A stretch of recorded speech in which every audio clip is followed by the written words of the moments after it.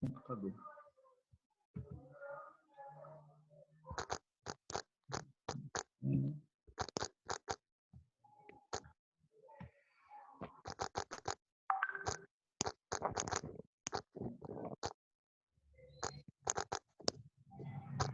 Então, assim, gente, como eu falei para vocês, é um assunto que realmente eu gosto, né, de falar, mas como eu falei ontem, né, ao responder ao vídeo de vocês, à homenagem de vocês, eu espero que brevemente isso tudo acabe, né? A gente consiga estar juntos e esse é um tema que eu gostaria muito de voltar com vocês presencialmente, até para que a gente pudesse fazer alguma coisa na prática, né? Testar na prática os reflexos, como esses reflexos acontecem, né? Que a gente pudesse falar um pouquinho do movimento rítmico na prática, né? É um movimento que eu usei para defender minha dissertação de mestrado, né? Eu defendi falando de movimento rítmico e do movimento voluntário para o nosso movimento do dia a dia, né? É o que nos leva de um lado para o outro, é o aperto de mão, é os abraços, né?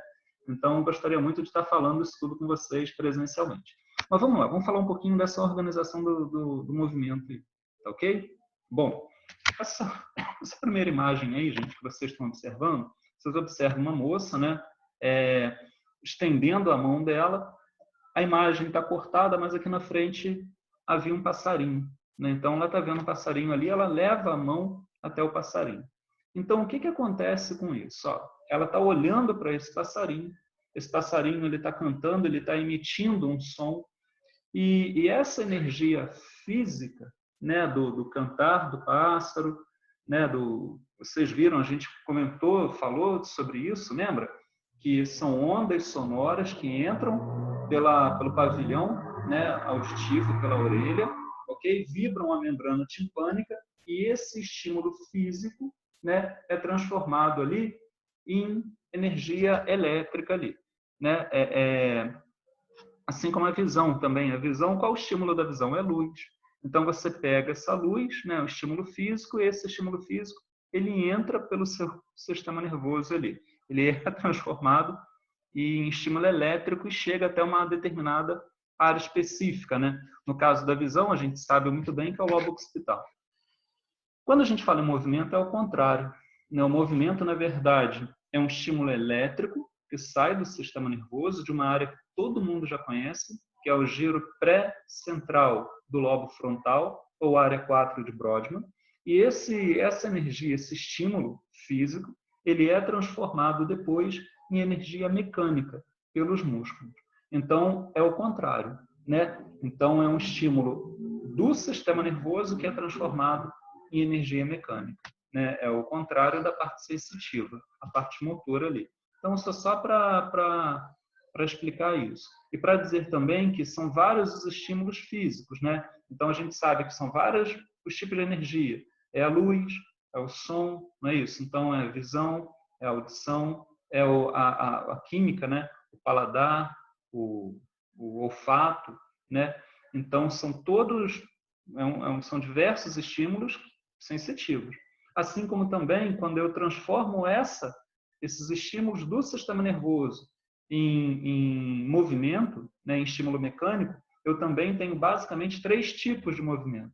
Eu tenho um movimento reflexo, né, que todo mundo já viu na prática, um médico ir lá, alguém lá, fisioterapeuta, bater lá no tendão patelar, lá no joelho, e a pessoa estender lá a perna, então tem o movimento reflexo. Eu tenho um movimento rítmico, que a gente vai ver qual é, mas eu já posso adiantar para vocês que a mastigação, por exemplo, é um tipo de movimento rítmico. Eu tenho um movimento voluntário, que, como eu disse para vocês, é o aperto de mão, é o abraço, são os gestos, né? Esses todos são vistos como movimento voluntário. Não entendam aqui movimento voluntário como aquele movimento voluntário lá da fisiologia, não, que o professor explicou para vocês que existem músculos involuntários, que são os músculos lisos, né? E músculos voluntários, que são os músculos estriados esqueléticos ali. O involuntário, o liso e o cardíaco, né? Me perdoem ali, e o involuntário. E o voluntário é a musculatura estriada esquelética. Não esqueçam aquele conceito um pouquinho para não confundirem aqui o conceito de movimento voluntário, tá? Aqui, gente, os 3 tipos de movimento. Reflexo. rítmico e voluntário, todos eles acontecem na musculatura estriada esquelética. Hoje aqui a gente não vai estar falando em momento nenhum do músculo liso nem do músculo estriado cardíaco. Beleza? Gente, como eu falei para vocês, eu estou na internet móvel. Me dá alguém manda um alô aí, um joinha daquele, só para vocês estão me vendo aí, tá tranquilo?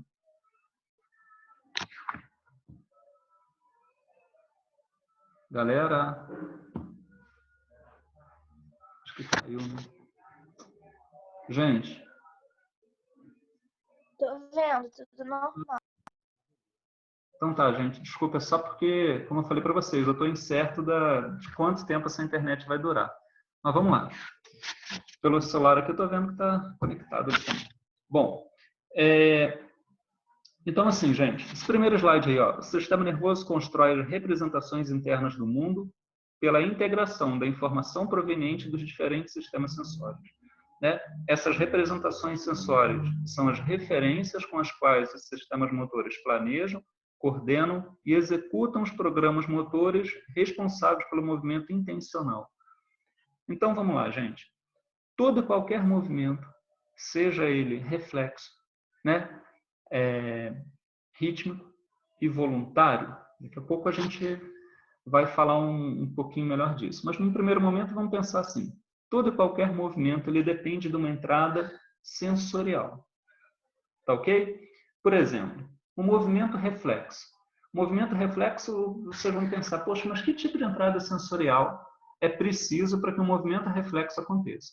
O movimento voluntário, né, é fácil eu pensar nisso. Né? Se eu ando, se eu vou caminhar até um objeto, eu quero caminhar para pegar a sandalinha aqui da minha filha, na minha frente. Então, eu quis pegar essa sandalinha, eu olhei, eu vi, visão, certo? Quando eu olho para a sandália, e lembra sempre que a gente já tem informações aqui guardadas aqui dentro, né? Pré-existentes ali dentro. Eu já sei o peso dessa sandália, eu já sei o quanto de musculatura eu tenho que recrutar para pegar essa sandália. Então, assim, são informações sensoriais que eu recebi simplesmente pela visão, né? Eu calculei a distância, eu calculei a força que eu ia fazer, até onde eu ia levar meu braço para pegar essa sandália e trazer até aqui o quanto de músculo que eu ia usar. Quer ver um exemplo disso? Vocês pegam o material de vocês, a mochila de vocês, a bolsa de vocês e vão para a aula. Né? Deixam a mochila lá. Aí um amigo de vocês quer fazer uma brincadeira, ele retira de dentro da mochila de vocês o material que vocês carregam lá dentro. Né? Então, retira os cadernos, né, o estojo, tudo que vocês têm dentro da mochila, da bolsa, e deixa a bolsa lá vazia. Então, assim, você olha para a bolsa está no mesmo local que você deixou. Quando você pega essa bolsa, pensando que ela está cheia, você levanta ela com força, você joga ela lá no teto. Né? De tanta força que você faz. Por quê? Porque você viu, você já tinha aquela informação pré-existente ali, você já sabia o peso que a sua bolsa tinha, e quando você pegou com força, porque ela estava pesada antes do seu colega retirar o material que estava lá dentro. Então, olha que coisa, isso tudo pela visão e pelas informações que a gente já carrega aqui dentro. Né? A gente também recebe no sistema, na parte dos movimentos voluntários, informação aqui das articulações. Eu sei, como eu falei para vocês, a gente fez o exemplo lá com a Mariana na sala de aula. Opa, mais bate-papo. Vamos lá. Acontece com a caixa de leite, né? Isso daí é terrível, né? Em casa, né? A gente coloca a caixa de leite lá na geladeira, vem alguém, um afilhado, né? Toma o leite todo. Quando você vai pegar, tá vazia. Você joga a caixa de leite lá no alto. Mas é verdade. Eu vou deixar o bate-papo aberto, que eu acho que é mais fácil para mim, né? Então, assim, gente, isso acontece... Perdi aqui. A gente estava falando da mochila, né? E isso acontece para os movimentos voluntários aí, né? Nos movimentos reflexos, gente... não, está falando das articulações. A gente fez uma experiência lá em sala de aula, foi até com a Mariana, né? Que eu pedi para que ela fechasse os olhos, e a gente estendeu, depois dobrou o braço dela, e a gente sabe que mesmo com os olhos fechados, a gente reconhece em que posição está um determinado segmento corporal. Isso daí por quê? Porque nas nossas articulações existem sensores ali, né, mecanoreceptores, vocês viram isso, que levam essas informações sensoriais até o sistema nervoso. Então, esse movimento voluntário, ele depende o tempo todo dessas informações sensoriais. É por isso que a gente falou dessas representações internas ali, que depende dessas informações dos sistemas sensórios ali, para poder coordenar e executar os programas motores. No movimento reflexo, que todo mundo já sabe qual é, né? Todo mundo já chega aqui sabendo o que é um movimento reflexo, né? Essas informações sensoriais também são necessárias.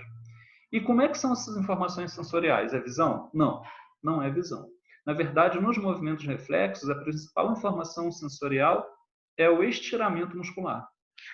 Quando você bate no músculo, quando você estira um músculo, né? O músculo está ali, você bateu nele, você estira ele. Quando você causa esse estiramento, no músculo existem receptores que fazem o músculo contrair. Por que faz o músculo contrair? Gente, vou pegar a sandalinha da minha filha aqui de novo. Ó. Você está lá andando no paralelepípedo, né? De sapato de salto no paralelepípedo. Seu pé está indo de um lado para o outro, ok? Quando você vira o pé assim para o lado, ó, o que eu vou fazer aqui? A musculatura interna aqui da sua perna, da sua coxa, ela tem que fazer, ó, você trazer esse pé de volta, né, para cá. Porque se a musculatura permitir que você continue virando o seu pé, você vai lesar o ligamento que tem aqui dentro. Ok? Isso pode acontecer? Pode. É quando as pessoas chegam lá para a gente e falam, eu estava andando de sapato de salto e torci o meu pé. Né? É um trauma torsional, é o entorse, né? Que muitas vezes cursa com lesão ligamentar, pode ter até fratura. Tá, gente? Então, o seu músculo, ele é avisado que ele está sendo estirado e ele contrai para trazer o pé de volta e nos proteger. Aí tá. Aí quando ele está vindo aqui para dentro, né, contraiu aqui. Aí o que está acontecendo aqui com o de fora? Ele está sendo estirado também. Aí ele tem que contrair e levar o pé para fora. Então, imagina lá, você andando de sapato de salto no paralelepípedo, seu pé fica de um lado para o outro. Ele fica sambando ali. É a musculatura que está estabilizando para ele não ir nem muito para fora, nem muito para dentro, e não haver uma lesão ali ligamentar. Então, esses tipos de movimento de estiramento, o músculo estira aqui, estira ali, esse movimento que ocorre ali para segurar, eles são movimentos ali reflexos. É a mesma coisa que acontece lá no joelho. Quando eu boto a pessoa lá com o joelho dobradinho, né? Então, vocês sabem como é que é, o carinha lá sentado, né? Com o joelho dobrado, flexionado, as perninhas cruzadas. Eu vou lá com o martelinho e, pum, bato bem em cima do tendão. Quando eu bato no tendão, esse bater, ele leva o tendão para trás, ó, e estira o tendão. Tá ok? É um estiramento pequeno. Então, a pessoa responde também com uma contração muscular pequena. É como se a pessoa desse um pequeno chute, tá, gente?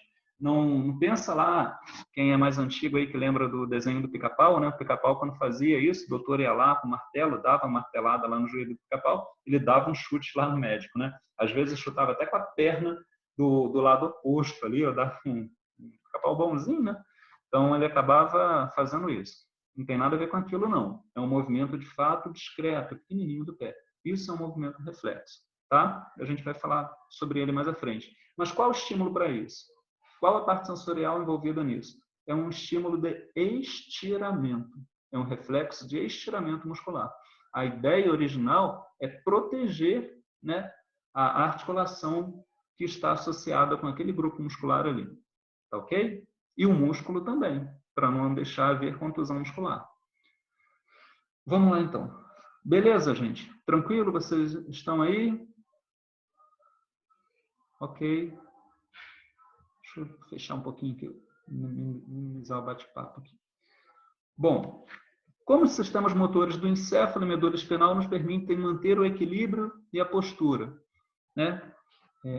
Mais bate-papo. Beleza, Joyce. Obrigado aí pelo retorno, gente. Então, como é que esses sistemas motores do encéfalo e medula espinal nos permitem manter o equilíbrio e a postura, mover nosso corpo, membros e olhos, e nos comunicar, né, através da fala e pelos gestos? Então, aí disso que a gente vai falar um pouquinho agora. Então, assim, gente, de uma maneira geral, os sistemas sensórios aí vão detectar, né, o que está acontecendo, os estímulos ao nosso redor, analisar esses estímulos, analisar para quê? Olha lá, estimar a significância dos estímulos físicos.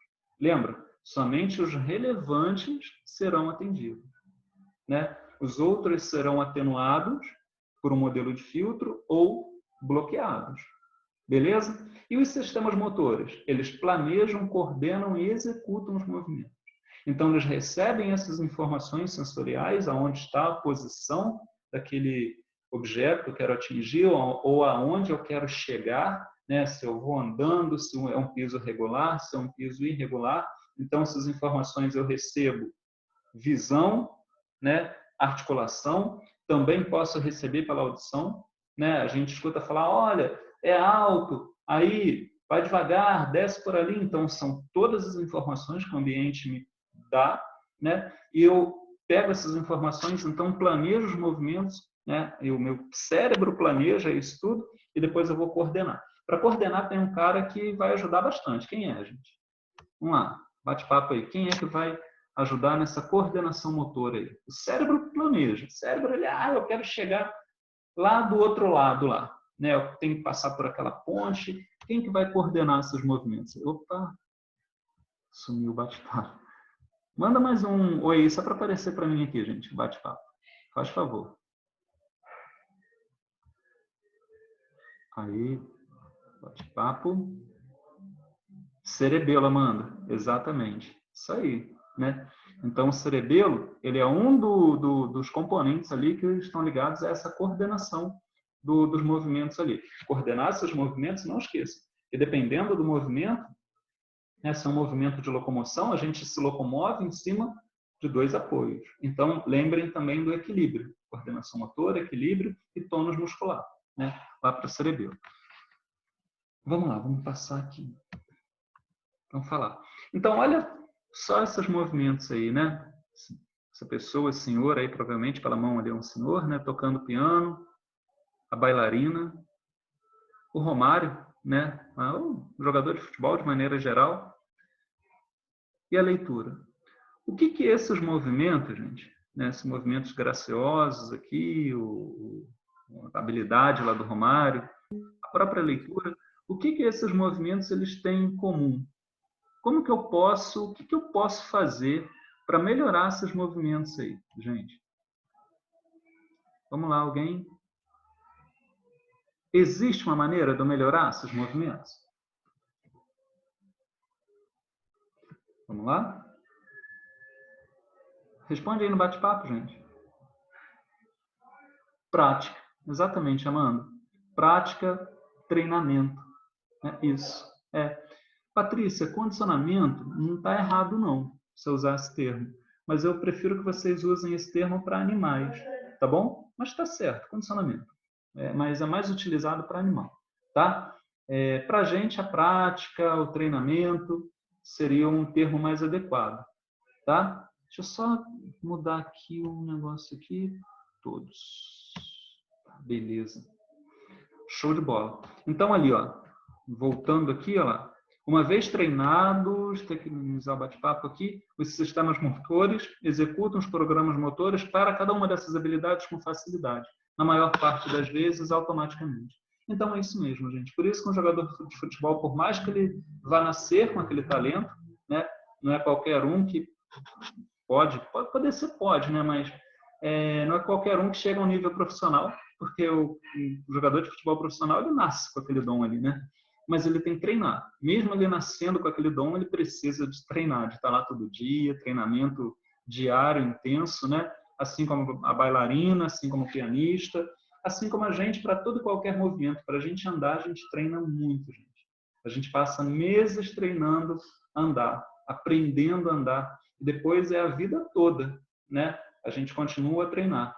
A gente só se dá conta disso quando alguém tem uma lesão, sofre um acidente, que ele tem que reaprender a andar, né? Daí a importância da fisioterapia, né? Da terapia ocupacional, de pegar esse paciente e trazer ele de volta ao normal ou mais próximo do normal possível, né? Então, e uma vez treinados, a gente faz isso de maneira automática. E a leitura também é verdade, gente. Então, não pensa assim, poxa, Ah, eu vou fazer um concurso, eu tenho... Opa, alguém falou alguma coisa aqui. Meu pai tem uma doença relacionada à tireoide, né? E quando... Vou ler para todos aqui, gente, é uma pergunta da Letícia. O meu pai tem uma doença relacionada à tireoide e quando o médico vai examinar ele, ele martela o calcanhar. Sim. Por que ele faz isso? Por conta do reflexo também? Sim, Letícia, por conta do reflexo também. Deixa eu te perguntar, além de doença tiroidiana, ele é diabético? Pode falar para todos, Letícia? Letícia? Não é não?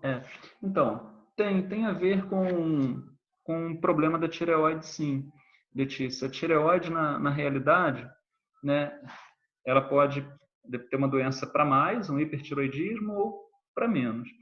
E cursar, né, com uma hiperfunção, um hipermetabolismo, se é um hipertiroidismo, né, um aumento desse metabolismo de maneira geral, ou uma diminuição do metabolismo. E assim, a gente testa, né, os reflexos no paciente com tireoide, embora não seja uma coisa primordial, não, tá? Mas a gente tem que fazer um exame físico completo dele. Ausculta cardíaca, ausculta pulmonar, né? Testar os reflexos ali, para ver se é hipertiroidismo o caso dele ou hipo. É hipo, né? Para ver se não tem nenhuma alteração, né? Mas de uma maneira geral, Letícia, a gente faz isso para todos os pacientes, né? Todo paciente que chega num bom clínico geral, ele deve ter a parte de reflexo toda testada, né? Esse reflexo que ele testa aí é o reflexo aquileu, né? Ele bate no calcanhar que você falou, né? É atrás do calcanhar ali, no tendão de Aquiles. É para ver se a parte de reflexo dele tem alguma alteração. Mas isso não é específico da tireoide, não. Tá? Não, a gente não pensa num problema específico da tireoide que vai causar alguma alteração de reflexo ali. Isso é uma avaliação clínica de maneira geral, né? Então, todo clínico que avalia o seu paciente de maneira geral, ele tem que fazer isso, tá? Assim como ele tem que fazer uma ausculta, assim como ele tem que palpar o abdômen, né? E tem que ver a parte específica lá do clínico, que no caso da tireoide, é pedir lá, né, o TSH, o T4, o T4 livre, o T3, para ver esses níveis ali hormonais ali, tá bom? Tatiane, essa prática, Tatiane perguntou, essa prática seria uma aprendizagem motora? Sim, aprendizagem motora, tá ok? E depois que acontece a aprendizagem, né, isso nada, Letícia, precisar, pergunta aí, tá bom? Depois que acontece a aprendizagem, os sistemas motores vão fazer isso quase que de maneira automática, né? Por isso que a gente falou, quando a gente disse lá atrás de atenção, da gente dividir a nossa atenção, eu disse para vocês que a única maneira da gente dividir a atenção é quando uma das atividades está acontecendo de maneira automática. E quais são as atividades que acontecem de maneira automática? As atividades motoras. Lembra, eu falei para vocês, a gente consegue, após aprender, né, a gente consegue dirigir e conversar, certo? Caminhar e conversar. Nem andar de bicicleta e conversar. Mas enquanto a gente está aprendendo, a gente jamais vai conseguir estar aprendendo a andar de bicicleta conversando com alguém, né? Beleza, vamos lá. Vamos seguir aqui, ó. Então, assim, gente, o próximo slide é níveis sucessivamente mais elevados da hierarquia do controle motor definem aspectos motores progressivamente mais complexos. Essa hierarquia de representações motoras é dependente de uma hierarquia paralela de informação sensória. A cada nível, a partir da medula espinal até o córtex motor, é obtida informação sensória mais complexa. É o seguinte, gente, deixa eu tentar representar aqui para vocês, tentar desenhar aqui do lado. Vê se vai dar para vocês. Opa, não. Peraí.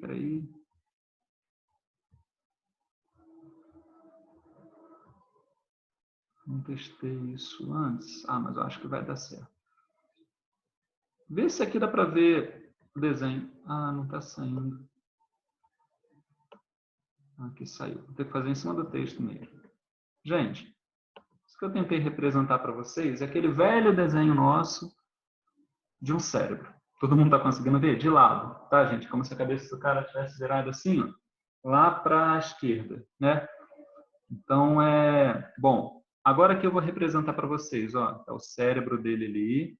Agora aqui eu vou representar o tronco encefálico dele aqui. Está de lado, né? Ele está olhando, vocês estão na frente do computador, ele está olhando para a esquerda. E isso que eu vou fazer aqui embaixo aqui é a medula espinal dele, ó. Maravilha. Então, quando ele fala que níveis sucessivamente mais elevados de hierarquia, eu estou falando no seguinte, ó. Esse movimento reflexo, gente, que eu falei para vocês, o músculo está aqui fora, ó. Isso que eu estou representando aqui para vocês agora é o músculo. Tá? Eita, músculo bonito aqui. Músculo da nossa coxa. Quando eu vou lá e bato com o martelinho aqui, ó, no tendão patelar, eu venho aqui e bato bem aqui, ó. Martelinho aqui onde eu fiz essa seta. Então, esse martelinho causa um estiramento dessa musculatura. Esse estímulo, ele vem, ó, por aqui, ele chega na medula, e imediatamente a medula espinal, ela gera uma resposta motora e ela devolve essa informação para o músculo. Então, olha só, gente, essa informação saiu aqui do músculo, chegou na medula e da medula ela voltou para o músculo, né? Foi lá na medula, não subiu, ficou aqui embaixo.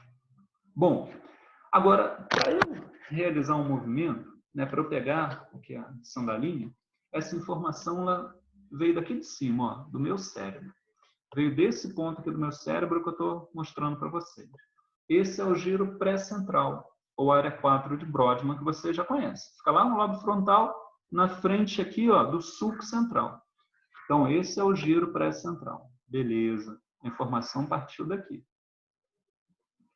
Mas para eu pegar essa sandalinha, várias informações tiveram que chegar ali, né? Primeiro eu olhei, então aqui está meu olho, né? Beleza, eu vi a sandalinha ali e a visão mandou, né, as informações visuais.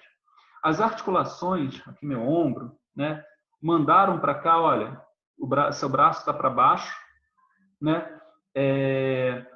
Sua mão está ali no computador, você vai ter que tirar a mão do computador para levar a mão lá na sandalinha. Então, as articulações também mandaram informações para cá. Certo? Eu peguei informações pré-existentes que já estavam aqui em algum ponto do meu sistema nervoso e elas chegaram aqui também. Olha, não precisa de muito músculo, de muitas fibras musculares para você pegar essa sandalinha, não. Ela não é tão pesada.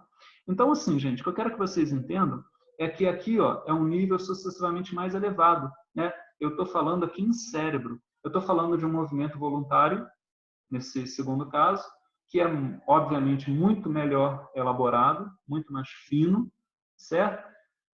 Mas que depende de um número maior de informações para acontecer. No primeiro exemplo, quando eu falei do músculo aqui embaixo, ó, vocês viram que bastou o estiramento muscular, essa única informação chegou na medula e eu executei o movimento reflexo. Então, assim, gente, níveis sucessivamente mais elevados de hierarquia do controle motor definem aspectos motores progressivamente mais complexos. O movimento de eu pegar a sandália aqui, nesse movimento de pinça, todo esse movimento aqui dos membros superiores, em especial, é muito complexo, né? Mas ele depende de uma hierarquia paralela de informação sensória. Eu precisei de muito mais informação sensória para executar esse segundo movimento do que para aquele primeiro movimento ali, reflexo. Tá ok? Vamos lá. Olha aqui, ó, esse slide agora. Essa informação crucial de que os componentes do sistema motor são organizados hierarquicamente foi inicialmente gerada no século XVIII em estudos que mostraram que a medula espinal isolada é capaz de gerar um comportamento padronizado. Então, isso que vocês estão vendo aqui, ó, é uma imagem aqui, opa, da medula espinal, aqui em cima, não é isso? Aqui, ó, então acompanhem comigo. Vocês conseguem ver o cursor ali, a setinha, né? Então, tá aqui o martelo, né, um martelinho de borracha, tá? Eu vou fazer uma percussão aqui, ó, no tendão patelar. Quando eu bato aqui, essa musculatura que vocês estão vendo aqui, que é o quadríceps, ó, ela estira, e esse estiramento muscular, ó, esse estímulo sobe por essa via, chega ali na medula espinal, e dali já sai a ordem, já sai a resposta motora, ó, acompanha aqui, ó, para o músculo se contrair.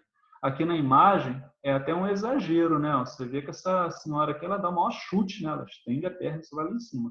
Na prática, isso não é assim. É um movimento relativamente pequeno. O paciente dá um chutinho ali, tá? Não é chutão, não, tá? Beleza?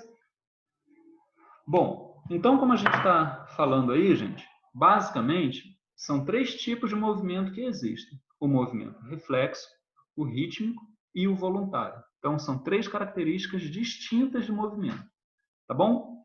O primeiro deles é o movimento reflexo.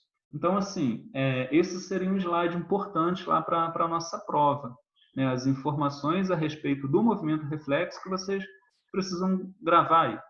O movimento reflexo, ele acontece, né, apesar de acontecer num músculo esquelético, no estriado esquelético, ele numa situação, né, habitual, ele acontece de uma maneira, digamos assim, involuntária. A gente chama de padrão involuntário, tá?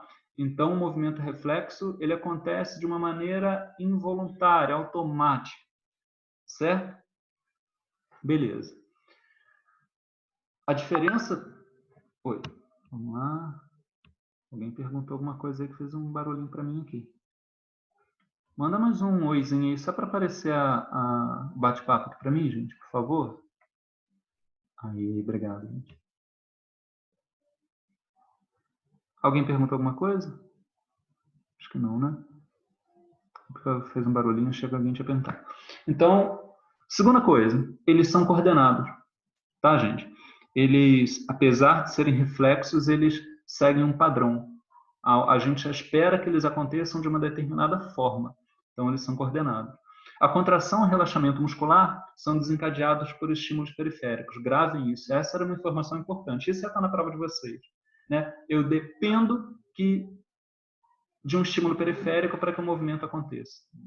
Tá? Sem estímulo periférico, não existe movimento reflexo. Isso vai diferenciar o movimento reflexo do movimento rítmico. Vocês vão entender daqui a alguns minutos aí.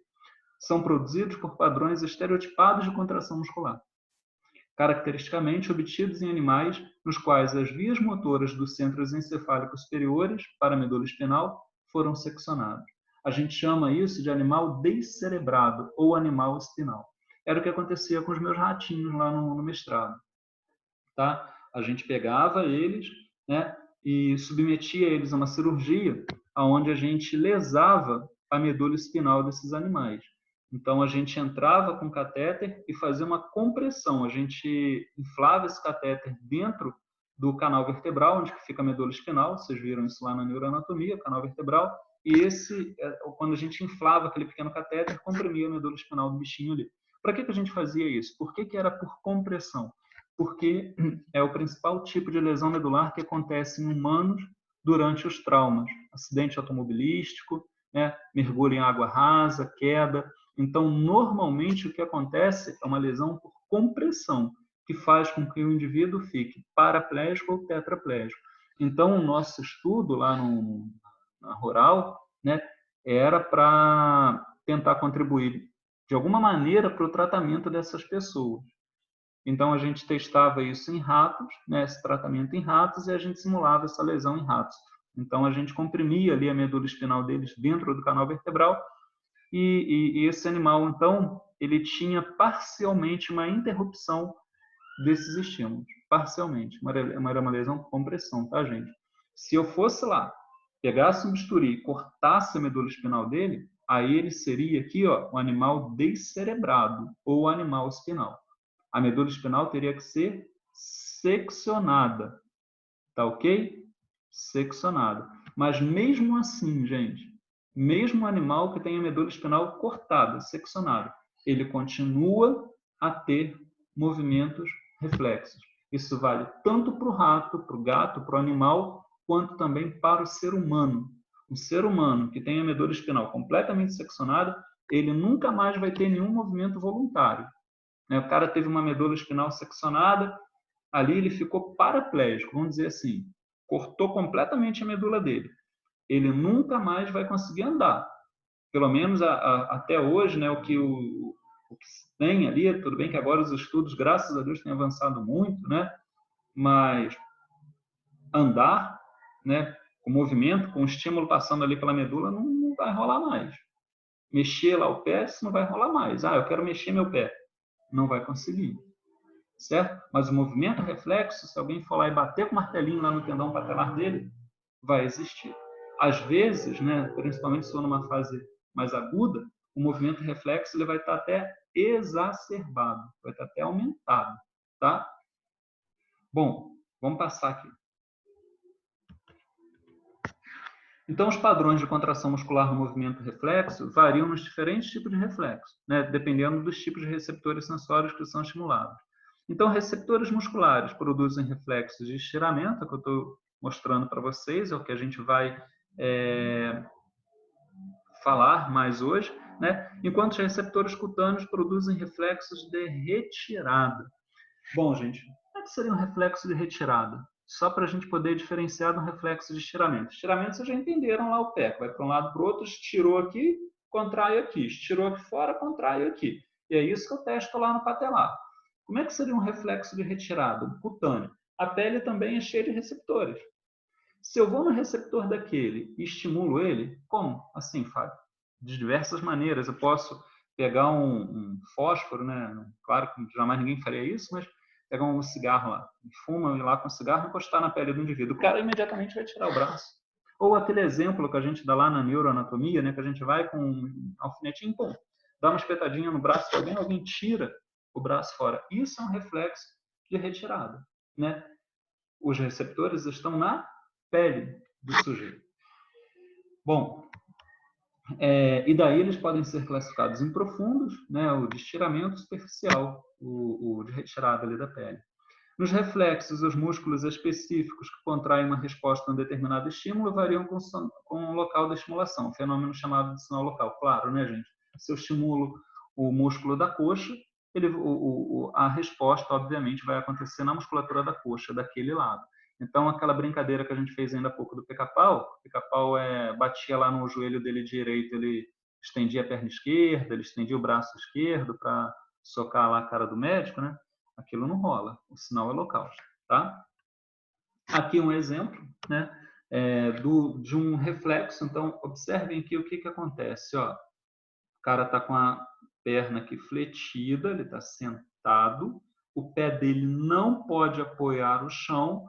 Aqui, ó, é a musculatura da coxa, esse músculo vem até aqui em cima, até aqui na parte proximal da nossa coxa. Esse músculo se chama quadríceps, tá? Ele passa por aqui, ó, na frente do joelho. Aqui está a patela, vocês estão vendo a patela aqui, e o músculo vem se prender aqui, ó, né, nessa estrutura aqui. Isso daqui se chama tuberosidade da tíbia, se prende aqui. Então, esse pedacinho que vocês estão vendo ali em branco, isso é o tendão patelar. Então, eu venho aqui com esse martelo, bato no tendão patelar. Quando eu bato aqui, o que acontece? Ó, causa um estiramento desse músculo, né? Bati ali, fez isso no músculo, ó, estirou. Quando ele estira, Fábio, mas é tão pequenininho o estiramento? É pequenininho, para vocês verem o poder, né, que tem esse receptor que vocês estão vendo aqui, ó, que eu estou apontando para vocês. Isso é um receptor, um fuso neuromuscular, tá, gente? Então, esse receptor detecta esse pequeno estiramento, maior ou menor, e informa esse estiramento lá para a medula, ó. Então entra aqui na medula, faz conexão aqui, ó, com esse segundo neurônio, e esse segundo neurônio aqui, ele leva o estímulo para o músculo poder se contrair. Então, esse músculo agora ele vai contrair. Contração lá que vocês viram lá na fisiologia com a professora Bárbara, né? Actina e miosina lá se interagem lá e pum, contraiu. Então, quando contrai, ele puxa aqui o joelho e a pessoa, então, ó, estende lá o joelho. Ó. É quando eu saio daqui, ó, para cá. É o chute. Então, isso é um reflexo. Então, assim, gente, quantos neurônios eu preciso para que o movimento reflexo aconteça? Quantos, gente, neurônios estão envolvidos nesse movimento reflexo? Bate-papo aí, galera. É isso? Vocês estão aí? Galera?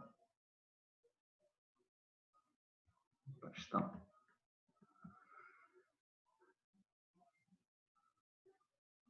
Amanda. Condropatia patelar é o desgaste da articulação ali da patela, né?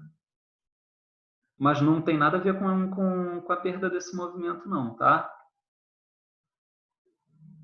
2, isso mesmo. Isso aí, Amanda. 2 neurônios. Um neurônio sensitivo, que vocês estão vendo ali na cor azul, e um neurônio motor, que vocês estão vendo aqui na cor rosa, né?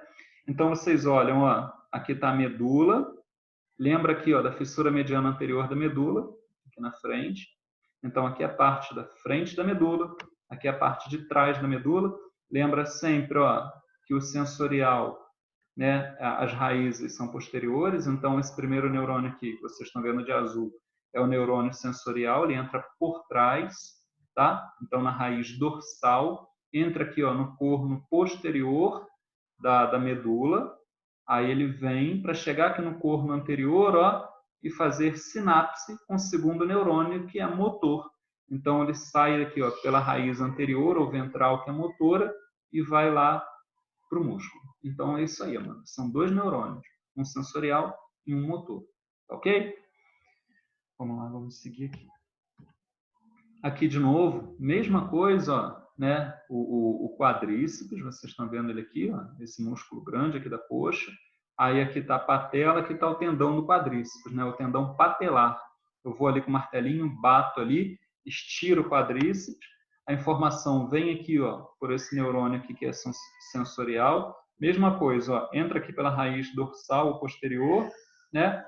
E faz não, está ao contrário aqui, gente. Peraí. Esqueçam o que eu falei agora. O quadríceps está aqui. Ó, quadríceps está aqui. Desculpa aí, gente. Ó. Bati ali no tendão patelar, causei estiramento. O receptor está aqui, ó. É esse daqui, ó. Tá? O fuso neuromuscular está aqui em cima. Ó. Então, ele identificou o estiramento, ó. Aí veio essa informação sensorial. Aqui, ó, passou, é porque tem uma barrinha aqui do zoom bem aqui em cima. Aqui está o gânglio, né, da raiz dorsal. Aqui está o corpo desse neurônio, então entrou aqui. Agora sim, pela raiz dorsal, aí veio aqui, ó, passou pelo corno posterior, para chegar aqui no corno anterior, ó, fazer a sinapse com o neurônio motor, e aí sim, esse é o neurônio motor, tá, gente? Ele sai daqui, ó, sai aqui pela raiz anterior e vem aqui para o músculo para causar a contração, tá? Então, a sequência é essa, tá, gente? Fuso neuromuscular, que é o receptor, que é o mecanoceptor, que vocês viram lá na aula de sistema sensorial. Tá aqui, o neurônio sensitivo é esse, entrou aqui pela raiz dorsal, passou pelo corno posterior, chegou no corno anterior da medula, fez sinapse com o neurônio motor, e agora sim, o axônio do neurônio motor sai pela raiz ventral aqui, o anterior, e vem para o músculo para ver contração. Mesma coisa que vocês já tinham visto nesse daqui, tá? Bom, isso daí é uma imagem, uma velha conhecida de vocês, é só para lembrar vocês que o neurônio, ó, sensitivo, para mim aqui, gente, tem uma barrinha aqui, ó, em cima. Espero que para vocês isso não esteja aparecendo, né? Está aparecendo a barrinha? Vocês estão conseguindo ver o neurônio ali? Uma pergunta da Laís. Fábio, aquele movimento que fazemos com a perna, às vezes, quando estamos quase dormindo, seria um movimento reflexo? Sim, Laís. Pode ser. Pode ser ou não. Depende, Laís. É difícil dizer porque pode ser um movimento voluntário, pode ser qualquer um dos três, né? Depende da situação. Para ser um movimento reflexo, você tem que ter causado ali um estiramento muscular, tá? Tem que haver um estiramento muscular para ser reflexo. Pode acontecer ao estar quase dormindo, ou mesmo se a gente estiver dormindo, ele pode acontecer. Até para nos proteger, mesmo enquanto a gente dorme. Se uma musculatura estirada, o cérebro está dormindo ali. A gente vai ver isso em sono. Uma parte do sono o cérebro descansa, na outra ele não descansa. Mas ele não chega nem no cérebro, ele vai na medula e volta. Mas tem que haver um estiramento. Tá, Laís? Então pode ser um movimento reflexo, mas pode ser também um movimento voluntário. Às vezes, pelo próprio cansaço muscular, leva a esse tipo de movimento, tá? Algumas substâncias ali podem ser liberadas, o que causam esses movimentos ali, essas fasciculações, né? A gente vai observar, se for num dia que você tiver feito muita coisa, estiver muito cansado, começando a malhar, né? Esses movimentos podem acontecer, mas eles são voluntários ali, tá? Ou mesmo pode ser um movimento rítmico, mas aí já é numa outra situação, tá? Mas pode também ser rítmico. Vocês vão entender daqui a pouco ali, tá bom? Mas eu acredito, Laís, que seja mais um movimento voluntário mesmo, apesar que, né, esteja acontecendo de uma maneira automática ali, tá bom? Vamos lá para o próximo slide aí. Então, tá. Esse slide aqui, gente, é só para lembrar vocês do pseudo-unipolar, né? E lembrar, ó, aqui, ó, vocês estão vendo o gânglio, aqui está o corpo dele, tá? Aí aqui está a barrinha do zoom, que eu acho que vocês não estão vendo, só eu, né? Mas vamos lá, o corpo dele está aqui. Essa parte aqui, ó, funciona como um dendrito, então a informação vem aqui pelo dendrito, passa pelo corpo, que está aqui, e segue pelo axônio. Por isso que ele é pseudo-unipolar. Isso daqui, ó, tá lá no músculo. Tá ok? A informação entra por aqui pelo dendrito, passa pelo corpo que está lá no gânglio e segue pelo axônio até entrar na medula e fazer sinapse com o neurônio motor. Ó, entrou, dendrito, corpo, axônio, sinapse com o neurônio motor. A sinapse com o neurônio motor acontece aqui embaixo, pseudo-unipolar, tá? Esse é um fuso neuromuscular, é um receptor, é um tipo de receptor, é um mecanoceptor, é ele que detecta, né, o estiramento muscular. Ok? Gente, esse daqui a gente não... Vamos entrar nele aqui não, para não confundir muito as coisas nesse momento. Porque aqui para falar dessa imagem, eu queria fazer uma prática com vocês. Eu ia levar um martelinho e a gente ia fazer uma prática lá. Então, isso daqui a gente vai falar no segundo momento. Mas o principal, o primordial, é isso que a gente falou até agora, tá? De movimento reflexo. Vamos falar um pouquinho agora do movimento rítmico, tá? Tudo bem aí, gente? Todo mundo aí? Tranquilo?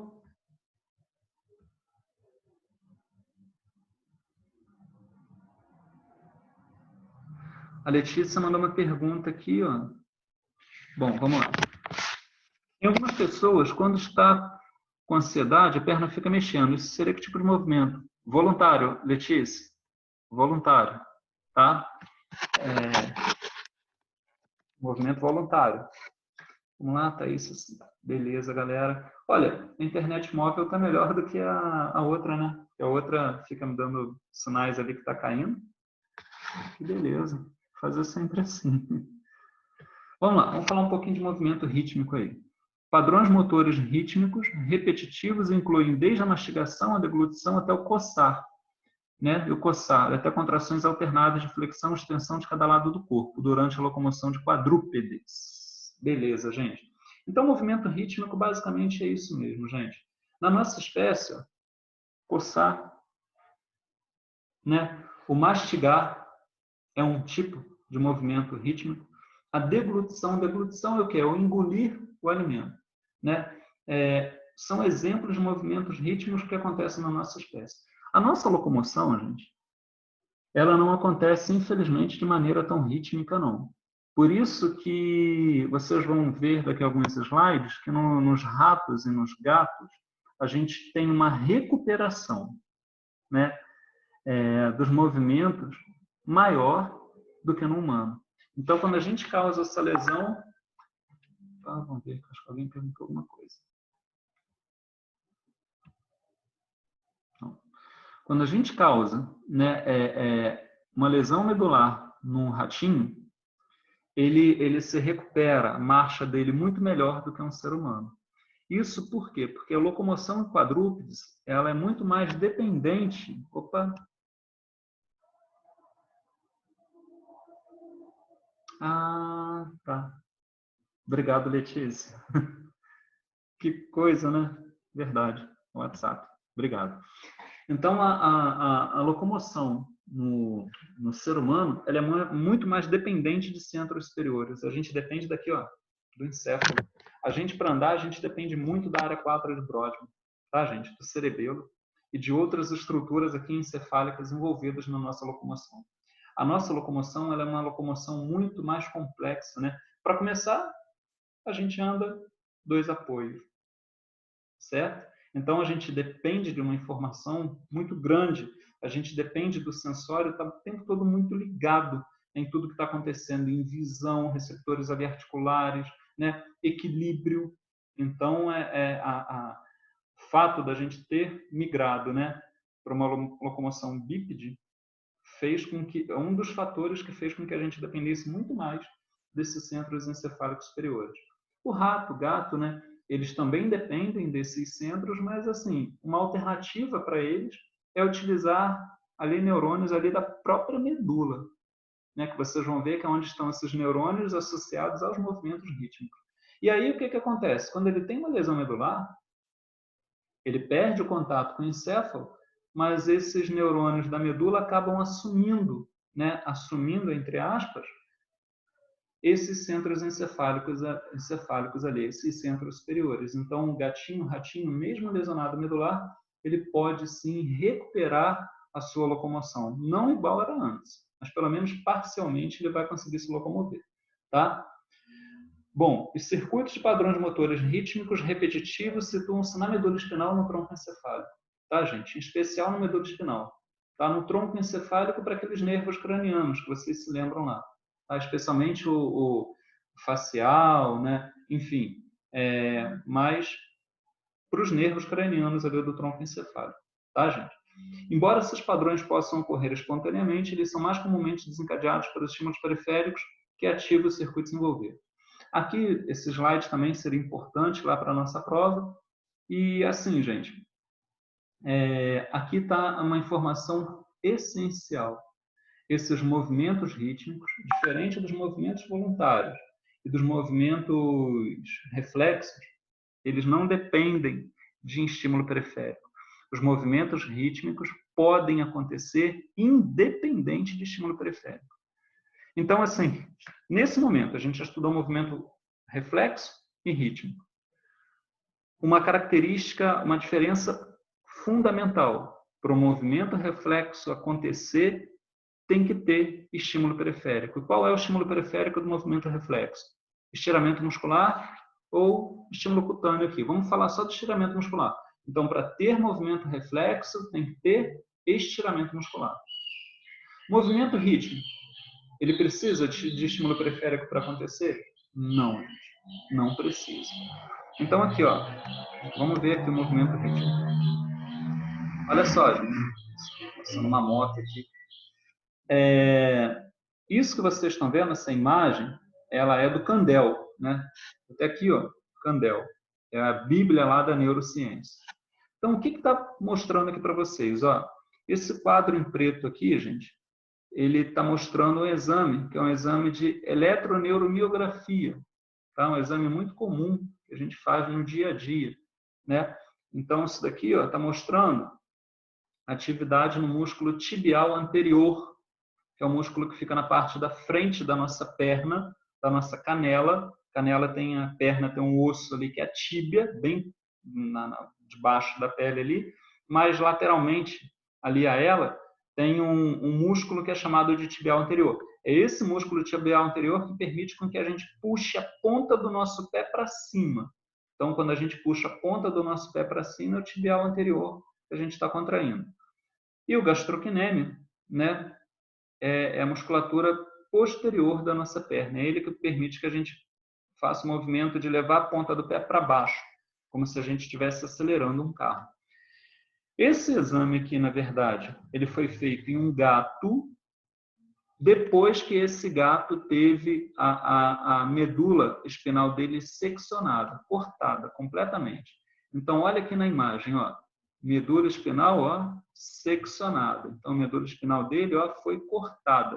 Esse gato não tinha mais contato, essa musculatura aqui, ó, tibial anterior, que é esse daqui de cima, atividade no tibial anterior aqui em cima, e o gastrocnêmico, a musculatura de trás, aqui está o pezinho do gato, né? a perna, a coxa do gato, né? Rabinho do gato está aqui. Então, esse aparelho, ó, é essa coisa aqui, ó, é esse aparelho que gerou esse resultado aqui, esse traçado aqui. Então, ó, o gato teve a medula dele cortada e mesmo depois de ter a medula dele cortada, a musculatura aqui embaixo, ó, continuou funcionando, né? Todo mundo já viu um eletrocardiograma. O eletrocardiograma ele é cheio de ondinhas, né? Então lá tem uma ondinha assim. A atividade de um eletrocardiograma mostra, digamos assim, os estímulos elétricos do coração, que fazem o coração bater. Se uma pessoa morre, né, como é que fica o traçado do eletrocardiograma? Uma linha reta.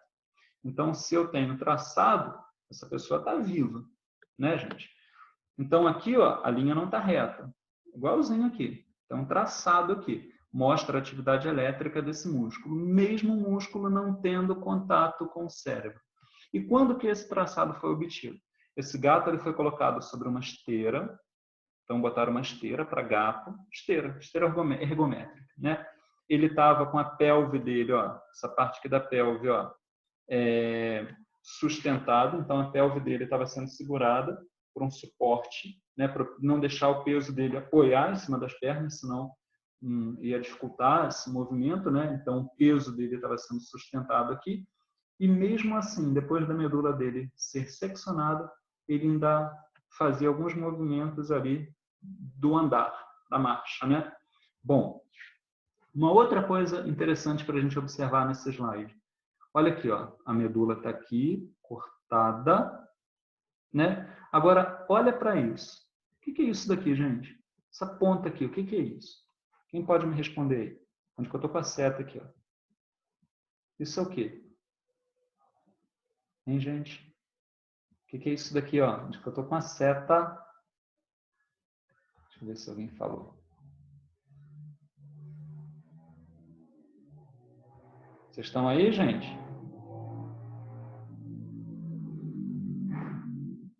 Pessoal, tem alguém ainda aí? Eu, Fábio. Mariana, Laís. Amanda, um gânglio. A seta, consegue enxergar a seta? Ó, é o seguinte, gente. Isso é um nervo espinal. Ó, nervo espinal. Aqui está o gânglio, ó. Viu, Mariana? Beleza? Amanda, o gânglio tá certo. A sua resposta tá certa. O gânglio é isso daqui mesmo. Ó, então aqui está o nervo espinal, aqui está o gânglio. Se esse daqui é o gânglio fica na raiz o quê? Dorsal. Então, ó, aqui está a raiz dorsal, que é sensitiva. Então, está aqui a raiz dorsal entrando na medula espinal. E, obviamente, lá na frente, ó, quem que é aquela? Ó? A raiz ventral, que é motora. Aqui está a fissura mediana anterior da medula, tá vendo? Então, aqui é a parte da frente da medula, a raiz ventral, que é motora. Aqui é a parte de trás da medula, a raiz dorsal, que é sensitiva. Aqui está o gânglio. Parabéns aí pela resposta, Mariana. E aqui está o nervo espinal. Então, assim, gente, uma outra coisa que a gente tem que observar aqui é que a raiz dorsal foi seccionada. Então, se a raiz dorsal foi seccionada, existe a possibilidade, dos dois lados, ó, tanto aqui do lado esquerdo quanto aqui do lado direito. Beleza, cortou as duas. Se a raiz dorsal, que é sensitiva, foi cortada, tem como entrar algum estímulo sensitivo por aqui? Não tem. Se esse movimento fosse reflexo, ele ia acontecer? Não ia. Por que não ia acontecer? Porque quando eu bato lá no músculo, né, que ele estira e o fuso neuromuscular pega esse estímulo e manda lá para a medula, aqui está cortado, o estímulo não ia passar, ele ia chegar aqui e parar aqui. Ele não ia passar para cá, para entrar na medula. Então, não ia haver movimento, tá, gente? Então, uma outra característica, a característica do movimento rítmico é que ele acontece independente, né? Não precisa ter contato com o encéfalo, então, animal descerebrado, e não precisa haver entrada aferente, entrada sensorial. Então, a gente diz que esse animal é um animal descerebrado ou animal espinal, e a gente diz também que ele é um animal desaferentado. O que é um animal desaferentado? Não tem entrada aferente, não tem entrada sensorial aí. Beleza? Vamos lá. Vamos seguir. Então, como é que esse movimento acontece? Ele acontece pelas famosas CPGs. Famosas, né? Alguém já escutou falar em CPG? CPG é Centro Gerador de Padrão de Movimento. CPGs, gente, são redes neuronais localizadas na medula espinal que geram esses movimentos independente de ter contato com o encéfalo, independente de ter entrada sensorial. Então, quando eu boto lá o gatinho ou ratinho para fazer esteira, o movimento que ele faz se dá principalmente por essas CPGs. Eu usei essas CPGs para defender minha dissertação, gente. O tempo todo, a melhora dos ratos que eu obtive na dissertação, né, isso vou ter ainda a oportunidade de mostrar para vocês, né, ao vivo, né, lá na sala de aula. Eu queria muito explicar isso para vocês, mostrar um pouquinho desse meu trabalho lá para vocês, mas a melhora que os animais tiveram se deu principalmente por essas CPGs, né? Então, toda a minha defesa lá diante da banca se deu em conta dessas redes neuronais ali. Porque assim, gente, lá no mestrado, né, os meus ratos melhoraram bastante. Como eu falei para vocês, eles não saíram andando bonitinho igual eles andavam antes da lesão, mas eles, né, tinham movimentos ali. E eu tinha que ter muito cuidado na defesa, precisei ter um cuidado muito grande ao falar isso, porque a defesa é pública, né, gente? Todo mundo vai lá, qualquer um pode entrar numa defesa de mestrado, né? E eu não sabia quem estaria presente ali. Então, assim, gente, e como essas informações seriam passadas? Então, eu precisava explicar isso muito bem para o público presente, para a banca, claro, né? Que esses movimentos, eles eram, na maior parte deles,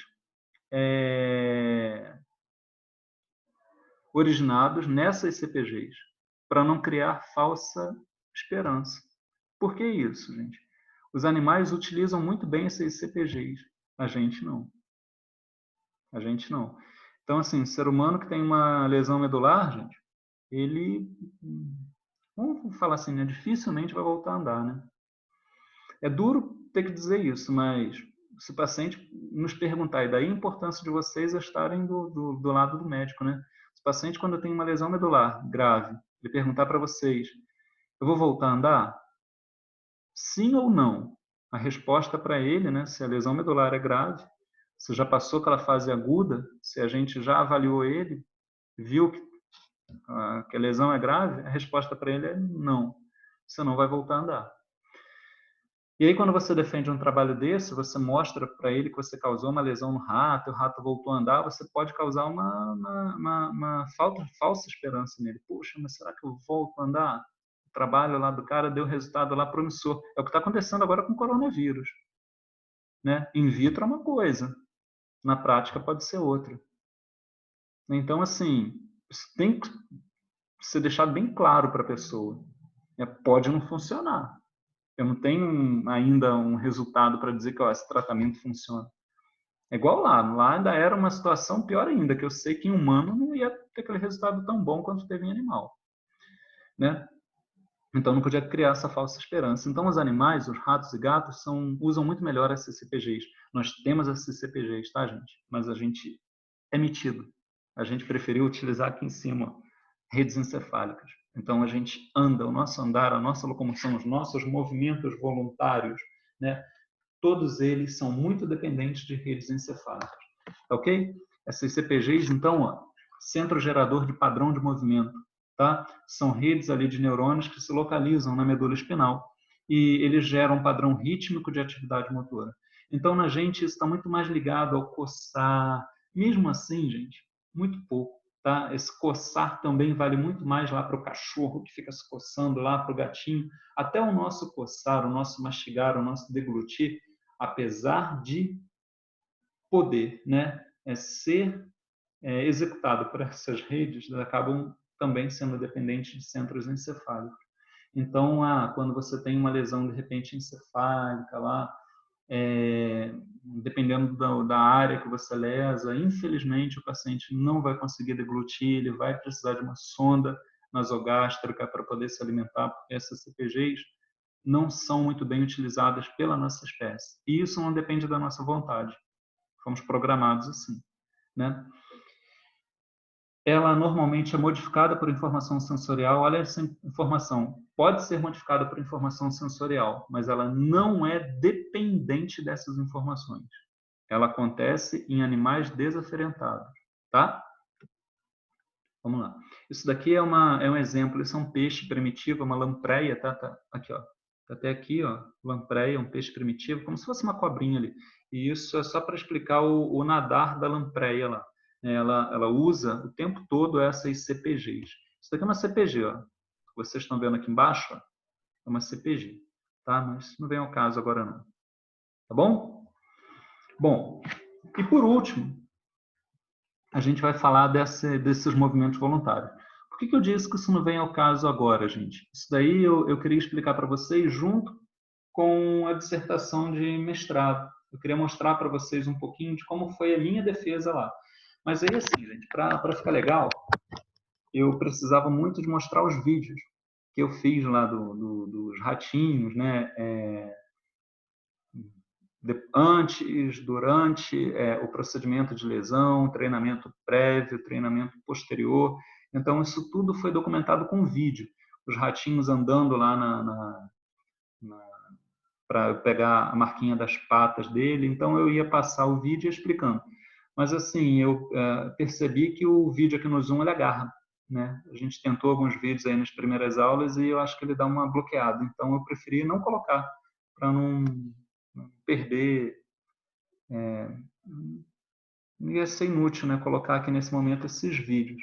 Mas vou mostrar isso para vocês, tá, gente? Assim que isso tudo acabar, ou mesmo que a gente não consiga, porque tem bastante conteúdo ainda para a gente passar, né, de neurociências, voltar a isso com calma, né, eu vou ver se pedir a Adriana para a gente, naquelas aulas de início de período, naqueles aulões lá que tem, né, que a gente faz uma aula integrada, eu gostaria de um dia apresentar isso para todos vocês, né, com calma, essa melhora, esse padrão de movimento aí.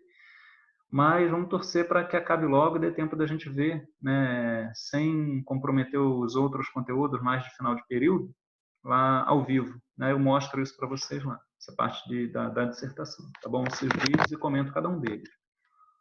Então vamos falar um pouquinho, para terminar, dos movimentos voluntários aí. Então o que sobrou, gente? A gente viu o movimento reflexo, que de uma certa maneira ele existe mais para, digamos assim, nos proteger, né? Garantir a nossa... que nenhuma lesão ocorra com a gente, não, de retirada, quando a gente retira lá um braço, que vem alguma coisa quente, encosta no braço, ou o que a gente acabou dando mais atenção, que é o movimento de retirada, de estiramento lá, que é o movimento reflexo, quando há um estiramento muscular para nos proteger, para não ter lesão muscular e lesão articular, né, ligamentar ali, e o rítmico, que a gente acaba não utilizando tão bem, mas que normalmente ele é utilizado pelas outras espécies para o movimento rítmico, como coçar, o próprio caminhar, que não deixa de ser um movimento rítmico, né? Um pé atrás do outro, né? Mas que a gente não utiliza tão bem. Os voluntários é tudo que sobra. É os movimentos na sua maioria. É um movimento de você pegar um alfinete, de você caminhar, de você acenar para alguém. Tudo isso é um movimento voluntário. Então, ao contrário dos movimentos reflexos, os movimentos voluntários são iniciados para atingir um objetivo específico. Tá? São movimentos voluntários. Os movimentos voluntários podem, é claro, ser desencadeados por eventos externos. Como assim evento externo, gente? Qualquer evento externo. Alguém que me chama, Fábio, vem cá. Aí eu me levanto daquela cadeira e vou lá atender aquela pessoa. Né? Ou eu vejo alguma coisa caindo, estico para poder pegar. Então, olha, pode ser um evento externo, um estímulo auditivo, alguém que me chama, visual, né? Ou pode ser por um mecanoceptor, né? Ou estou com a perna aqui dobrada, está começando a doer a minha perna, e aí eu vou mudar a posição da minha perna. Isso tudo é um evento externo. Esses movimentos voluntários, a maioria deles melhora com a prática, foi o que a gente falou lá da bailarina, do jogador de futebol, do próprio hábito de leitura, né? Então, eu não sei, eu ia comentar, mas se a gente não está acostumado a ler, se a gente pega um texto muito grande para ler para uma prova, para um concurso, a gente não vai conseguir ler. Então, a leitura é um hábito, tem que haver um treinamento, a gente tem que começar aos poucos. Então, eu quero ler um livro. Eu tenho que começar. Hoje eu leio uma página, amanhã eu leio 2, 3. vou aumentando, né? E depois daquele primeiro livro, o segundo, de repente, já vou pegar o livro lá, eu falei, e caramba, num dia eu li o livro todo. O primeiro, o segundo livro, o primeiro livro eu demorei um mês, o segundo livro eu demorei 15, 20 dias, o terceiro livro eu li com 2 dias. Então, assim, depende do treinamento, tá? Então, melhora com a prática, à medida que você aprende a prevê-los e corrigir frente a obstáculos no ambiente, ok? Bom, gente, esse movimento voluntário, vamos lá, deixa eu achar aqui a caneta. Galera, vou pegar o bate-papo. Vocês estão aí? Falo por causa da internet. Beleza, show de bola. Então, esse movimento voluntário é o seguinte, gente. Deixa eu desenhar aqui de novo. Deixa eu ver se aparece para mim aqui.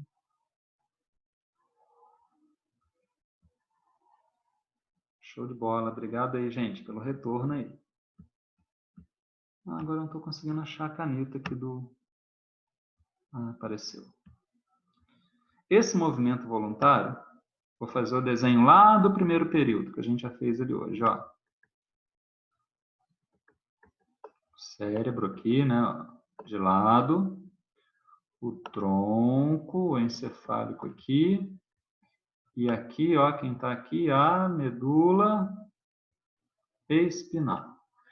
Então, esse movimento voluntário, ele vai depender do seguinte, ó, aqui está a área 4 de Brodmann, aí eu vou trocar aqui a cor da caneta, vamos lá. Esse movimento voluntário, aqui na área 4 de Brodmann tem um neurônio. Isso que eu fiz aqui é o corpo de um neurônio, ó. Corpo de um neurônio, soma, o pericário de um neurônio. Está ali, na área 4 de Brodmann.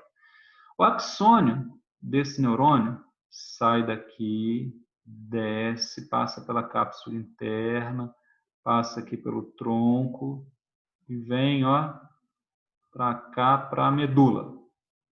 Aí aqui termina o axônio dele, ó. O final do axônio dele está aqui. Aí vou vir aqui embaixo, vou trocar a cor da tinta de novo. Aí aqui, ó, tem um outro corpo de neurônio. Ó, opa. Pronto. Então, outro corpo aqui de neurônio na medula. E aqui, ó, está o axônio desse segundo neurônio, que saiu daqui e veio aqui para terminar aonde, Fábio? Aonde que esse axônio vai? Vamos ver. Ele vai vir para cá, para esse cara aqui, ó. E quem que é esse cara aqui, ó? O que é isso daqui, ó? Isso que eu estou fazendo aqui, esse rabisco aqui que eu estou fazendo aqui, é o músculo. Então, vamos entender aqui, ó. Deixa eu ver aqui, deixa eu voltar para a seta aqui. Não, peraí, só um minuto, gente.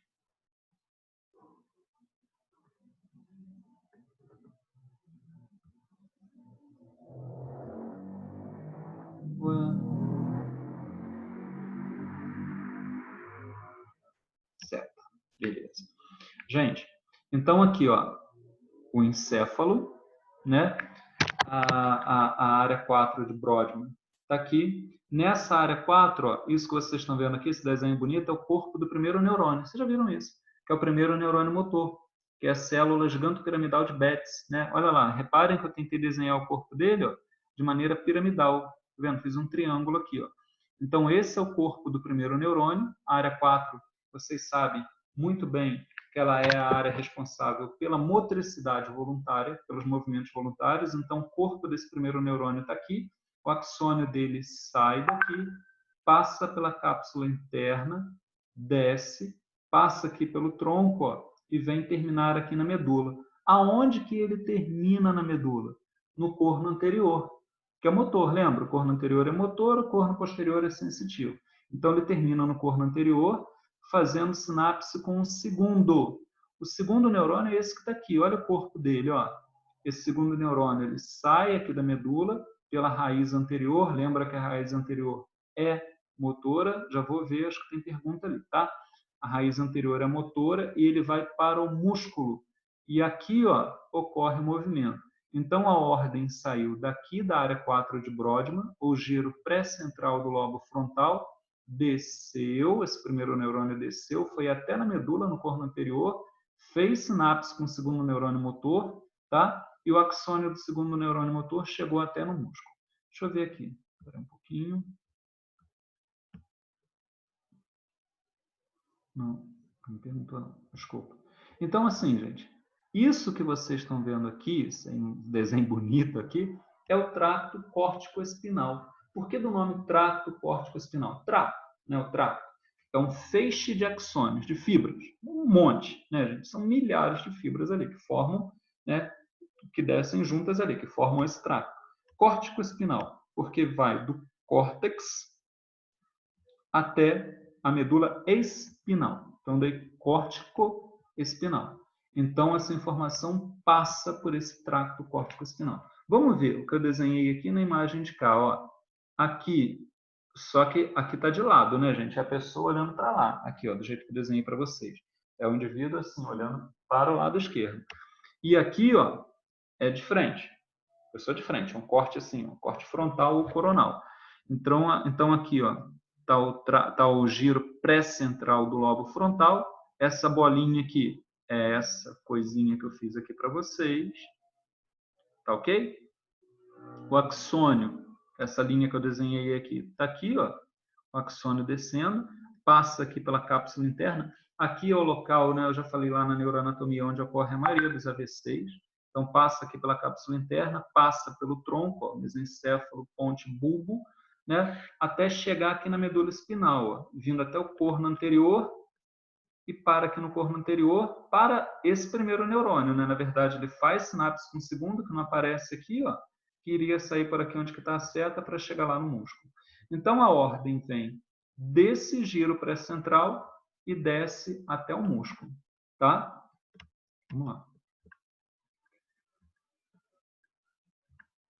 Aqui, ó. Essa imagem mostra para vocês, ó, o giro pré-central, tá ok? Tá aqui, ó, o sulco central, né? Tá aparecendo para vocês a imagem aí, né? E esse é o giro pré-central do lobo frontal. É daqui que partem todas as ordens no nosso movimento voluntário. Então vamos diferenciar agora, gente. 3 coisas. Movimento reflexo. Da onde que vem a ordem para que ele aconteça? Movimento reflexo, gente. Da onde que vem a ordem para ele acontecer? Medula. Medula espinal. Tá? O movimento reflexo depende da entrada sensorial? Depende. Sem entrada sensorial, ele não acontece. Então, essas redes levam esse sensório até a medula, e a medula, né, os neurônios ali localizados na medula, mandam essa resposta motora de volta para o músculo. O movimento rítmico. Onde estão esses neurônios, essas redes neuronais responsáveis pelo movimento rítmico? Também na medula, ou no tronco, né, gente? Na medula ou no tronco encefálico. Ok? Ele depende de entrada sensorial para poder acontecer? Não depende. E o movimento reflexo? E o movimento voluntário? Onde que estão essas redes neurais responsáveis pelo movimento voluntário? Encéfalo, tá? Lobo frontal, giro pré-central do lobo frontal ou área 4 de Brodmann, a área responsável pela motricidade voluntária. Tá bom? Então, ele desce aqui pela medula, por esse tracto córtico, né? Espinal ali, o tracto córtico-espinal aqui aparece como 2, né? Aqui, ó, vocês vão ver, esse daqui é o ventral, ó, cadê? Tá vendo? Ó, isso daqui, ó, vamos lá, ó, tracto córtico-espinal ventral ali. Mas não, isso daqui era, e aqui está o lateral, né? Isso daqui é o tracto córtico-espinal lateral. Isso daqui era mais lá para a neuroanatomia. Só para lembrar vocês lá da neuroanatomia, né? O tracto córtico-espinal lateral e o ventral aqui. O que mais me importa hoje é esse lateral aqui. Mas só de vocês relembrarem isso, que córtico-espinal vai do córtex até a medula, eu já me dou por satisfeito aqui. E lembrar que são 2 neurônios também aqui, tá, gente? Só que aqui são 2 neurônios o quê? Motores. O neurônio motor superior, que é esse que está de azul aqui no meu desenho, ou motoneurônio superior, ou primeiro neurônio motor, todos esses nomes são para ele, tá? Ó. Motoneurônio superior, neurônio motor superior, né? Motoneurônio superior, o neurônio motor superior, ou primeiro neurônio motor, ou célula gigantopiramidal de Betz, tudo isso se refere a esse primeiro neurônio aqui. E o segundo neurônio motor, que está aqui, ó, que é esse de preto aqui, ou motoneurônio inferior, ou neurônio motor inferior, tá? O segundo neurônio motor, que é o que sai da medula, o corpo dele está no corno anterior da medula, ele sai da medula pela raiz anterior, né? Entra ali no nervo espinal e chega lá no músculo, para permitir o movimento voluntário, movimento que eu quero. Essa ordem aqui, ó, para eu dar essa joia para vocês, está saindo aqui, ó, da minha área 4 de Brodmann esquerda. E eu estou dando joia aqui com a minha mão direita. Lembra que ele cruza aqui, ó, na decussação das pirâmides. Vocês viram isso em neuroanatomia. Tá bom? Gente, para a gente finalizar, esse é um mapa, a gente chama esse mapa de mapa somatotópico, tá? Mapa somatotópico do giro pré-central humano. Então, como é que é feito esse mapa? Primeiro, ó, ele cortou aqui, né? Vocês estão vendo aqui embaixo, é um corte frontal ou coronal. Então, vocês estão vendo aqui, ó, um corte no giro pré-central. E olha que interessante, gente. Olha que indivíduo esquisito, né? Vocês estão vendo aqui? Está todo mundo vendo a imagem aí? Reparem ali, ó, uma baita de uma mão. Não é isso? Ó? Baita mão aqui, ó. Tá meio desproporcional a coisa, né, gente? Aí o cotovelo dele aqui, né, ó, aí vem, olha aqui o tronco, né, o quadril, aí vem aqui o membro inferior, né? Olha o pezinho, olha o tamanho do pé. Vamos comparar o tamanho do pé com o tamanho da mão. Coisa, hein? O tamanho da face dele, né? Da cabeça dele. Olha a língua. Deglutição. Está meio desproporcional. Por quê, gente? Quem pode me explicar? Vamos lá. Pode até falar pelo áudio aí, gente. Vou abrir o bate-papo aqui, mas se quiserem pode usar o áudio. Quem me explica isso aí? Galera, ainda tem alguém aí? Tá terminando, gente.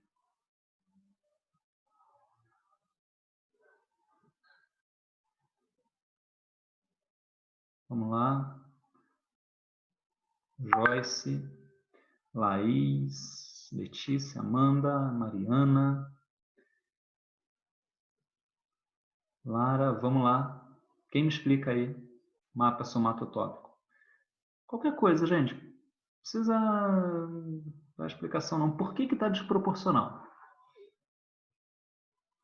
Sabe não, Tatiane? Tá, então é o seguinte, Tatiane. É desproporcional porque, veja bem, aonde que eu tenho um movimento mais coordenado, mais fino? Na mão ou no pé? Se eu quiser colocar uma agulha, uma linha numa agulha, eu vou utilizar a mão ou o pé? Esse exemplo aqui, ó, é tudo calculado, né? Na aula, diversas vezes eu peguei a sandalinha da minha filha aqui em cima da mesa. Para eu pegar a sandália da minha filha, é mais fácil eu atingir, fazer esse movimento de pinça, pegar a sandália, se eu quisesse limpar essa sandália aqui, né? É mais fácil fazer isso com a mão ou com os pés, né? Com as mãos. Claro que a mão, ela é muito, os movimentos da mão são muito mais finos, né? Muito mais coordenados do que o movimento do pé, né?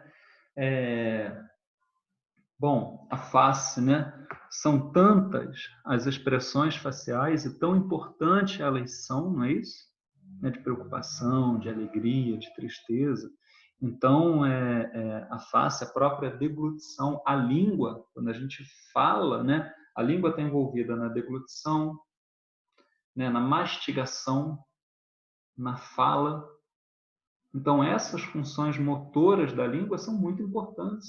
Então, assim, ó, gente, enquanto mais complexo os movimentos, são os movimentos daquele segmento, maior, claro, né, a área que é necessária para a gente executar esses movimentos. Então, galera, aqui na mão, ó, eu tenho aqui dezenas de músculos, né, para o polegar. Para eu dar esse joia aqui, gente, o polegar ele tem um monte de músculo. ele tem, ó, extensor longo do polegar, extensor curto do polegar, abdutor longo do polegar, abdutor curto do polegar, adutor do polegar, oponente do polegar. Então, assim, todos esses músculos só aqui para o polegar, cara. Então, é claro, cada um desses dedos, todos esses movimentos da mão, que são movimentos muito finos, esse movimento que nós temos, ó, de pinça, que só a nossa espécie consegue fazer, essa pinça aqui, ó, é necessário uma área muito grande do nosso giro pré-central para que eu possa mover a minha mão, para que eu possa falar, né, para que eu possa mover a minha língua, a minha face, abrir e fechar a minha boca, as expressões faciais. Então, assim, gente, por isso essa área tão grande ocupada aqui, ó, pela cabeça, pela mão. Quando a gente compara pela própria língua, né, que é um órgão relativamente pequeno, quando a gente compara aqui, ó, com a área ocupada pelo membro inferior. O membro inferior, é claro, ele tem uma musculatura muito grande, né, porque ele sustenta e carrega peso, né, mas os movimentos desses músculos são movimentos assim, mais ligados à locomoção, não são movimentos tão requintados, tá ok? Não são movimentos assim tão complexos quando comparados com os movimentos dos membros superiores, tá bom? Então, por isso essa diferença aí. Beleza? Bom, então aqui, ó, é só para a gente finalizar novamente mostrando o mapa somatotópico, né, o giro pré-central. Esses axônios, eles descem, né, passando aqui pela cápsula interna, passam então aqui pela cápsula interna, passam aqui pelo tronco, não é isso? Encefálico, ó. Lembra aqui, ó, da pirâmide, lembra, ó, da pirâmide lá do bulbo. Aí aqui o que vocês lembram aqui, ó, decussação das pirâmides, então ele sempre cruza do lado, por exemplo, aqui, ó, direito para o lado esquerdo, desce na medula, e lá na medula ele faz sinapse, ó, com o segundo neurônio, que sai aqui pelo corno anterior e vem aqui para essa estrutura que vocês viram na fisiologia, que é a fibra muscular. Tá ok? Então, isso é importante lembrar, importante saber para o movimento voluntário. Aqui, ó. Olha para essa imagem agora. Essa é a última imagem que a gente vai estar mostrando hoje aí, gente, para a gente finalizar. O que eu vejo aqui? Ó? Eu vejo aqui a pele, tá ok? Então, assim, gente, aqui os receptores da pele. Então, em cinza, eu vejo os receptores, a via sensorial aqui em cinza. Ó. Então, eu posso aqui estimular a minha pele, né? Essas informações, elas vão entrar aqui, ó, somatosensorial, tato, né? Ó, via sensorial, esse primeiro neurônio sensitivo. Aqui está o gânglio da raiz dorsal, aqui está o corpo desse primeiro neurônio. Lembra que ele é pseudo-unipolar. Passou aqui para o axônio, fez sinapse aqui na medula, subiu, parte sensitiva. Ó, isso daqui a gente já falou lá no sensório. Subiu, foi lá, né, no tálamo, fez sinapse novamente e chegou aqui, ó, no giro pós-central. Lembra, o giro pós-central é a área 1, 2 e 3 de Brodmann. Ele é a área o quê? Somatosensorial, responsável pela sensibilidade geral humana. A gente viu isso lá em neuroanatomia. E aqui, ó, de rosa, aqui eu não estou falando igual eu fiz lá no reflexo, não, tá, gente? Com esse slide, eu só estou usando para diferenciar o sensorial, como ele vem. Lembra? Para o córtex somatosensorial, que era 1, 2, 3 de Brodmann, giro pós-central do lobo parietal. E agora aqui de rosa, ó, é o que a gente estudou, o giro pré-central do lobo frontal. Essa bolinha branca aqui é o corpo do primeiro neurônio motor. O axônio desce, passa ali pela cápsula interna, né? Passa aqui pelo tronco, ó, pela pirâmide, aqui está a decussação das pirâmides, cruzou da esquerda para a direita, desceu, terminou aqui, ó, fez sinapse com o segundo neurônio, no corno anterior, ó, esse é o corno anterior, né, da medula. Esse é o corpo do segundo neurônio, essa bolinha branca. Saiu aqui, ó, pela raiz ventral, veio aqui, ó, pelo nervo e finalmente terminou aqui, ó, agora, ó, na fibra muscular ou célula muscular. Então, olha a diferença das vias. O que me importa para hoje, gente, é que vocês gravem aí, ó, o córtex, né? Desculpa, o tracto córtico-espinal. Tranquilo? Gente, e basicamente hoje era isso que eu tinha para dizer para vocês. Esses 3 tipos de movimentos aí, que vocês conseguissem entender um pouquinho de cada um deles, diferenciar um pouquinho cada um deles. Agora vamos lá, nos 6 minutos finais aí. Alguém ficou alguma dúvida, gente? Sim?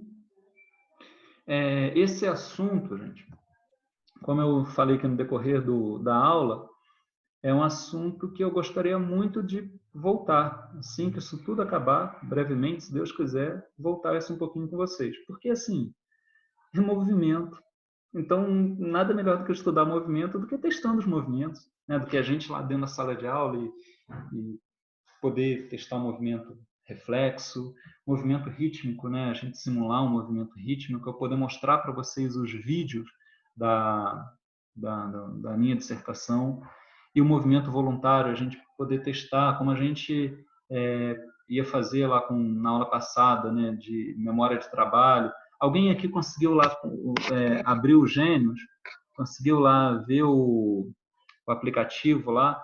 Então, assim, da aula passada, é uma parte prática, mas que de movimento eu gostaria muito que a gente tivesse junto, né? Ninguém conseguiu, não, na aula prática de memória, aquele site que eu passei para vocês, do Ciência e Cognição? Ou no Google mesmo, né? Colocar lá o joguinho para testar a memória de trabalho de vocês? Não? Bom, mas depois tenta lá, não deixa de tentar isso não e me passa aí quantos pontos vocês fizeram. Eu vou mandar para vocês aqui. Vou mandar para o Carlos ou para a Amanda, tentar acessar aqui pelo celular o link lá da UFRJ e mandar o joguinho para vocês. Tá? Gente, então por hoje era isso que eu tinha para falar para vocês. Desculpem o atraso. A internet móvel se comportou melhor do que a outra internet, né? Acho que eu vou até investir mais na internet móvel e de repente cancelar a outra, porque hoje, em momento nenhum, oscilou para mim aqui. Não, nas outras aulas eu tive bastante oscilação da internet, né? Então, uma boa noite para vocês. Não saiam ainda não, gente. Só um minuto. Fiquem todos aí, gente, que eu tenho que fazer a chamada de vocês. Só um minuto aí. Não saiam, por favor, gente. Não saiam aí.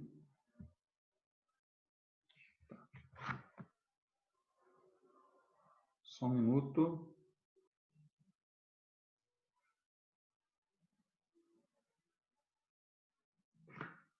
Tenho 18 participantes na sala. Deixa eu descer aqui. Espera aí um pouquinho, gente. Aguenta aí, galera.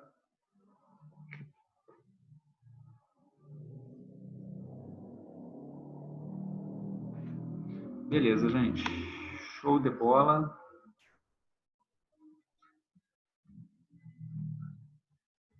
Então,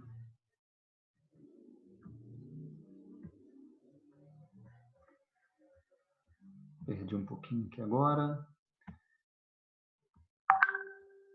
Gente, então, uma boa noite para todos, um bom descanso. Mais uma vez, obrigado pela homenagem, né, que vocês fizeram para a gente, para os professores, nesse momento aí. E até semana que vem. Semana que vem estaremos aqui novamente. Tá bom? Fiquem todos com Deus e uma boa noite. Abraço a todos, gente.